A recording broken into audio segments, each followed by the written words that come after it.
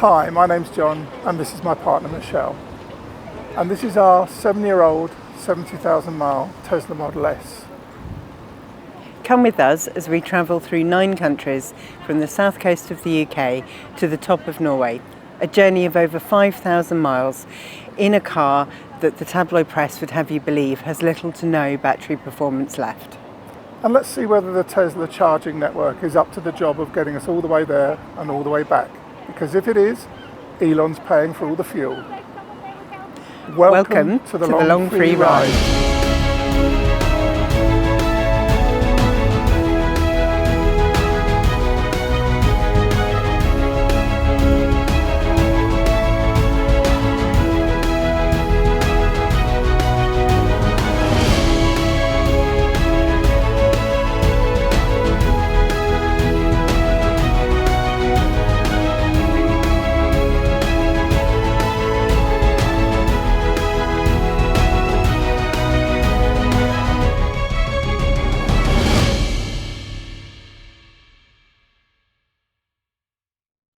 So here we are outside our lovely prison accommodation. It's 6:30 in the morning. And I thought we'd just explain a bit more about what's gone slightly Pete-Tong with the car. As I said, I've had this twice before, so it's no great surprise, but it is an inconvenience. So on the car, there's a nice switch to say close the boot. You press the switch and you get that lovely noise. So now you can manually close it, just pull it down and close it. But even though it's closed now, it's not fully closed. And it's got gaps. And yeah, so it's not fully secured. So that's the issue we've got to address, and hopefully we can find a Tesla dealership along the route somewhere that can fit this part for us. If not, we'll be driving around with a slightly manky trunk lid or boot lid, wherever you come from, for the rest of the trip. And taking everything out of the boot. And then having to unload everything and all that sort of stuff. Anyway, there we go. Pleasures of. So in our slightly broken Tesla, we left Horn this morning quite early, having escaped from our prison cell. More of that later. And headed initially sort of north to cross about a 20-mile dike, come dam, come whatever, to which basically keeps the North Sea from invading parts of the Netherlands. It creates a sort of inland lagoon, almost like an inland sea. Lots of wildlife, loads and loads of wind turbines, and so we crossed that and then headed into northern Holland, eventually going south of Groningen, and ending up about 20 miles east of that at a charger. Got a slightly different charging strategy today, in that rather than do more little stops, we're doing a couple of big stops and charging the car fully to 100%, and then hopefully getting to the next charge point with about 10% in or something like that. That's the theory. Yes, today is a big one in the long free ride. It's going to be about 10.5 hours in the car, and we will get another break, not just the 2 stops, because we're going on a ferry as well, so that'll be... So we do have a bit of a water crossing. Yes, exactly, so that'll be a bit different. And how did you find your prison cell? Not good, I don't want to go back. Is that alright? That's fine. They were 17th century prison cells that had then been, 2 of them had been sort of knocked into one, but just with a little archway between the 2. They then put a double bed in, which means that there was about half a metre between the double bed and the wall. Less. Or less. Yeah. Both on the sides and the end by where the cell door was. So there was virtually nowhere to sit, and where you could sit, all you then did was looked into the toilet area, which had no door on it whatsoever. So if anybody wanted to use the loo, it was one of those sort of times when you learn even more about each other, that potentially potentially you didn't really need to know, but just some things need to be private, don't yes, but not last night they weren't. So we slept abysmally. I was worried about the car. I think Michelle was just tossy and turny. And whilst it seemed like a bit of a laugh and a good idea at the time, we won't be heading back. And I'm definitely checking all descriptions of accommodation in the future, and if it says carpet and heating, we're giving it a skip. As plus points, yeah. Yes. Major attractions, carpet and heating. Yeah, carpet and heating. We'll pass, thanks.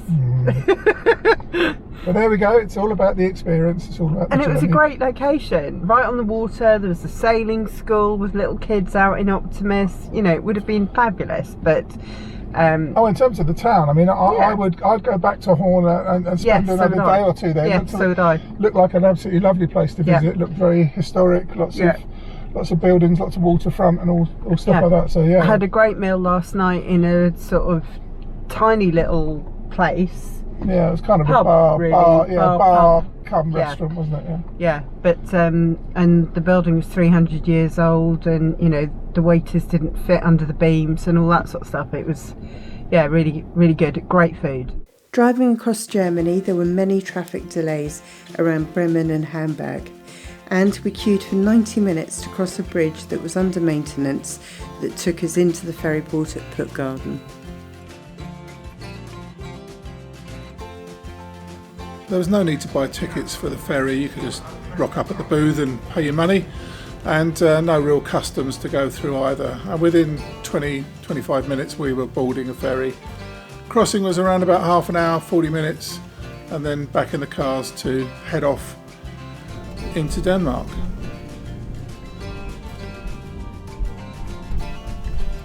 The road up to Copenhagen was one of those slightly strange European roads that seems to have two numbers.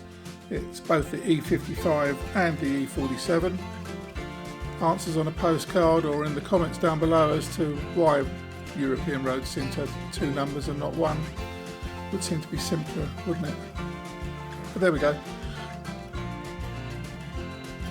Eventually we made it to our third and final charging stop of the day at Koji, south of Copenhagen. We left there and made it to the hotel just in time for last orders at the bar. If Carlsberg did road trips, they'd probably make it shorter. The next morning saw us up bright and early to go and visit a company called Das Karrosseri, where we were meeting a chap called Henrik. They'd said to us on the telephone the day before that if it was the cinch motor that had failed, and that was all the problem was, that they would be able to repair the car for us and keep us on the road. And good to their word, within 90 minutes, we were back up and running again.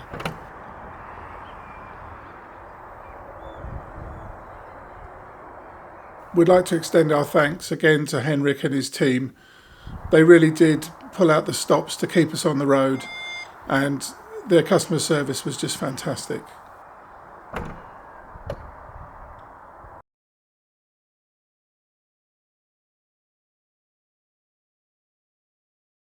Now that the car was fixed, we drove into the museum area of Copenhagen. We spotted that this was on the route for the city tour by bus and decided to use that to our advantage to get an overview of the whole city and all the different features. And we hopped on. The problem with the hop-on, hop-off bus though was that whilst it had an open top, it had glass windows, and I was getting a load of reflection when I was trying to get footage and getting somewhat frustrated. It did seem also that every time it stopped for people to hop on and hop off, they couldn't figure out whether they wanted to hop on or hop off, and we sat at each bus stop for ages and ages. So once the bus got all the way around the route and back to Rosenborg Castle, we hopped off and decided that we would do the rest of the city on foot that afternoon. So looking around Rosenborg Castle, it was beautiful grounds. It's a period building from 1606 and it was commissioned by King Christian IV. It's had 400 years plus of looking after the crown jewels. and we decided we would try to take some selfies in the grounds, but they just don't do it justice. We are rubbish at taking selfies. Yeah, we're rubbish. Useless, in fact. We then moved on to Nijhaven, and it was around sort of mid-afternoon, but we decided it was going to have a late lunch, and we picked one of the more expensive places further along the quay, which did serve us an absolutely fantastic lunch, but it came at a price. Really nice fish though. Well, yes, but it came at a price. Really fresh fish. At a price.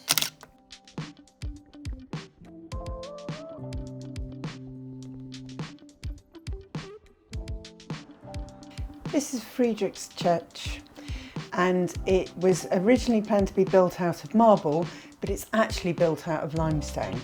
It is, however, open to the public to get married in.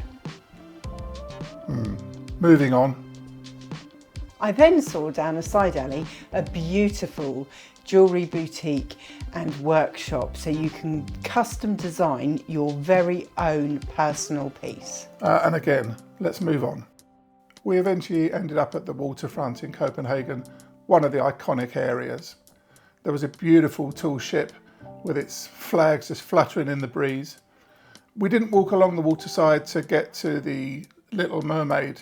Both of us have seen that before, and it isn't really that impressive. No, there's far too many tourists crowded around it, and it's actually a really small statue. Teeny, teeny, tiny. This is the Gefjon fountain. Gefjon was a Norse goddess, and she was told by the King of Denmark that she could have all the land that she could plough in one night. So she turned her 4 sons into oxen and ploughed as hard as she could. And that land was thrown into the sea to become Copenhagen. From there we walked through Churchill Park, named after Winston Churchill as a mark of respect from the Danish to thank him for his efforts looking after them in World War II. And finally, Nyboda, which is naval housing from the 17th and 18th century, now converted to sort of commuter places. We saw people coming and going. Really quaint. So let's put some scores on the doors for this episode. We drove 539 miles, which is 867 kilometres, and we used 130 kilowatts of electricity.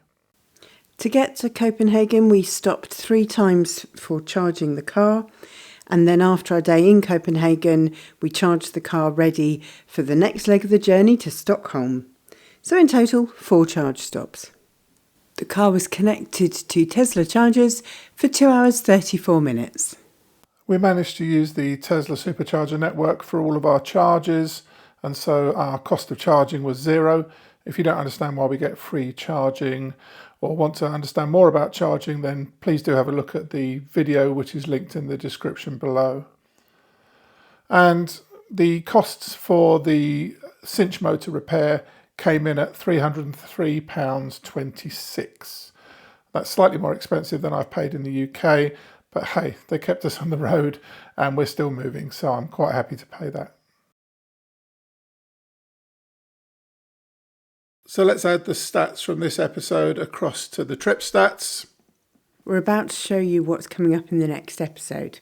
But just before we do, why don't you take a moment to like this video, subscribe to the Long Free Ride channel, and perhaps send us a little comment. Let us know you're there. Tell us what you think. Thank you.